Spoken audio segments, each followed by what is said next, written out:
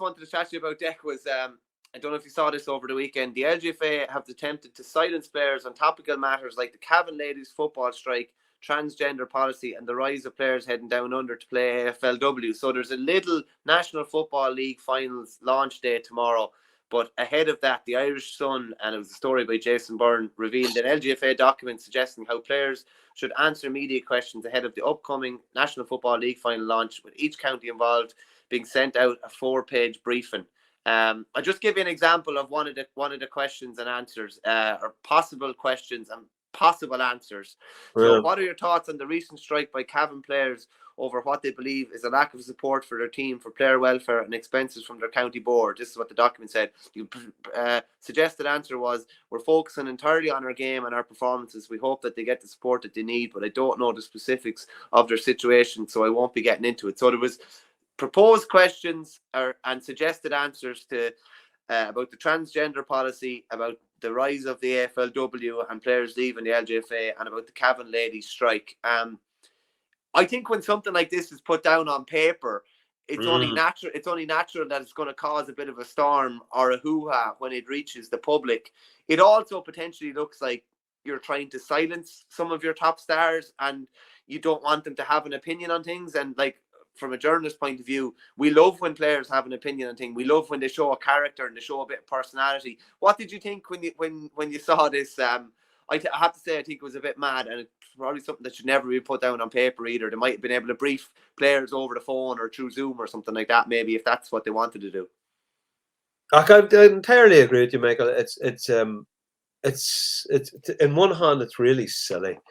It's expecting adults to, like, this is how to deal with a difficult question. But really, the question would only really be about the discourse around the LGFA, the games, the conditions they're playing under, the respect that they're given.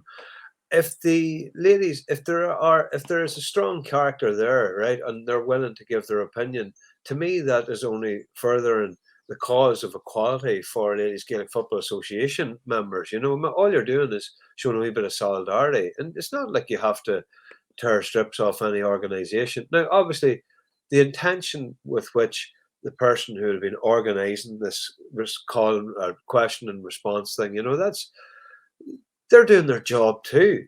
It's just like the PA person who was caught in the middle of Kelly Harrington's interview. Like, they're stepping in to try and diffuse the situation that was going bad for them.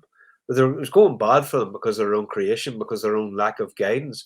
I suppose, and I can only guess, that something like that then could highlight to whoever's running this situation, this media opportunity, that they might be spooked by that and think, right, okay, we'll have to provide some guidance. Sticking it down on a document which yourself will always be leaked. That's the inevitable happened. The inevitable happened, and you know what? It's a good story if somebody is actually telling people what they should say if they're asked their opinion. Then that is silencing people, and that's. I have no objection whatsoever if the phone had been lifted and a wee bit of guidance was given. Look, if someone is feeling uncomfortable, this is what they should say. If they're feeling comfortable answering the question, then they should just be trusted to say what they want, because at the end of the day, it's an amateur sport, and to try and tell someone that this is the opinion you should hold if you're asked for it is an extremely controlling corporate.